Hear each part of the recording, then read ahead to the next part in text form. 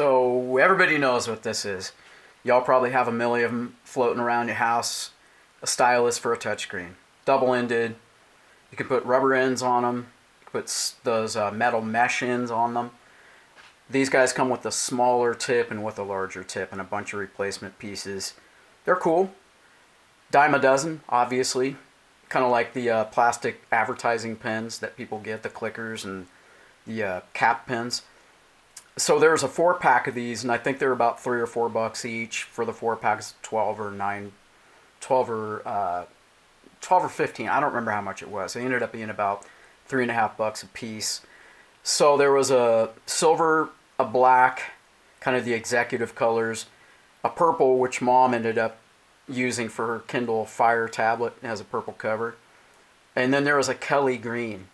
And the Kelly green is an enamel paint, almost like a powder coat, really thick. And I love the color green. Chartreuse green, Nile green, sap green, olive green. I love all the different greens except for Kelly green. And if you don't know what Kelly green is like the color of AstroTurf or the felt on a pool table, or the old-timey poker dealers, or guys that would take the bets at the horse track. They had those visors that had a plastic bill that was like green translucent. So that's the color of the pen. And it was terrible. It was just going to have to be thrown away or given away, but nobody wanted it, obviously. So I decided that I was going to customize it. So I took 220 sandpaper and sanded off all of, I hope this color is showing up here, sanded off all of that green paint. And then, of course, because 220 wet dry sandpaper is real toothy, it's aggressive, so it left scurf marks, sanding marks, directionally down the shaft of this pen. So I used 320 to buff those out. Took about 20 minutes of sanding. And with wet dry sandpaper, I like to run it under the faucet. You know, if I sand something for 5 minutes, half the time I want to be running the water just to sort of keep the thing clean and to keep the paper, running smoothly, and it leaves less marks when it's wet, the paper. And then you dry it out and you can use it again. So I sanded all that off and then heated this thing over the stove.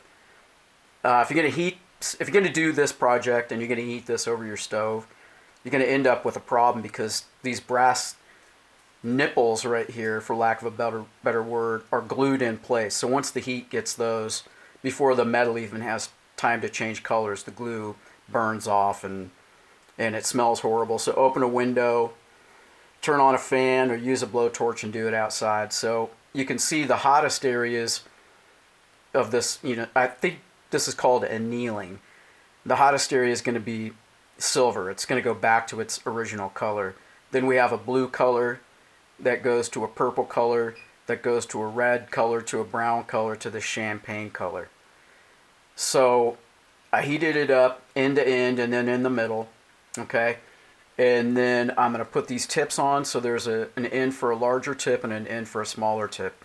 I'm going to opt for using the fiber on one end and the rubber on the other end. These collars, I went ahead and heated those up, and they're purple, kind of purplish brown right now because they're so thick that I didn't really have the patience to sit and heat them to get them to that kind of cobalt blue that I wanted, but I'm satisfied with how they look. So I have my double-ended stylus, but the question was, what am I going to do for the cap? Because the cap has a plastic sleeve down the middle. It's multiple pieces. It would be hard to sand. So what I did was I took the cap and cut it apart with a Dremel, with one of those mica cutoff wheels. Cut it down this end, or down the length of the cap. Used pliers to pull it apart, and then got the metal and plastic separated from each other. So you can see here where I burned through and kind of made a hole in the plastic. So basically there's two pieces here that thread together. Not sure why they did two pieces with this. I think it's kind of weird. I think it's because one has a smaller diameter, inner diameter, than the other. It's interesting. So the cap is this piece, which I also annealed on both ends.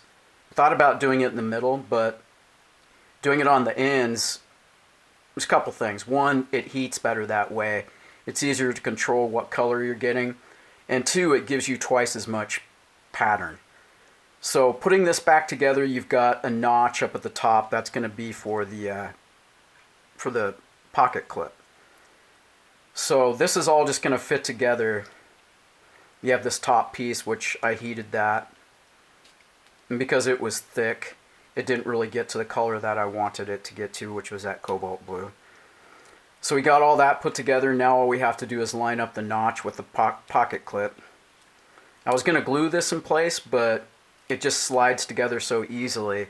I figured I didn't really need to glue it. I like the idea when I customize something of being able to reverse engineer it. It's what do they call that in restoration? I think it's reversible restoration. Like when you restore a painting or an old book, sometimes they ask for the restoration to be reversible. I'm not really sure why, but I like to be able to reverse my work just to kind of be able to admire how I did it, I guess. So there's the cap. You know, it doesn't have two caps. It's only going to cap on one end. Who cares, right? And since I'm mainly going to be using that other end, I'm going to go ahead and cap this end. So yeah, it turned out great. I mean, I'm stoked on this. This right here, you're going to spend $2 or $3 for it. If somebody charged you $5 for this, you'd probably be pretty pissed off that you had to pay that much for it. This, on the other hand, this looks more to me like a $30 or $40 piece. You guys let me know what you think. I just think this looks gorgeous. It almost from a distance looks like bamboo, which gave me the idea. With this one, what I'm going to do is gut it out like I did this one, and then replace this and this with some sort of wood. Or maybe even fluorescent acrylic rods. I'm not sure what I want to do yet. I'm kind of torn between those two options. Comment section, let me know what you guys think. And yeah, I'm going to go ahead and move this camera here a little bit so we can get a better look at the colors. Kind of hard to see a little bit, you know. I wish they were easier to see, but you get the picture. I love this look. It kind of reminds me of the Haliyashi niobium earrings that were popular back in the day. You know, back in the late 80s and early 90s. And it kind of reminds me of the hot metal on jet exhausts and on mufflers. And also titanium. It gives it kind of a titanium look. So yeah, I'm stoked on how this turned out. I mean, it looks really good. It was, that Kelly green pen was just kind of a waster.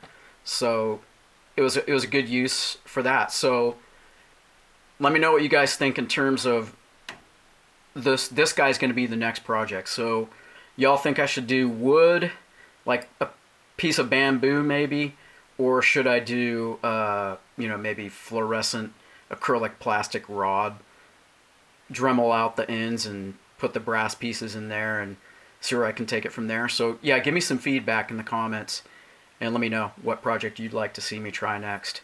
Alright, that's it. I appreciate you guys watching this video. I'll put it on YouTube and on Facebook.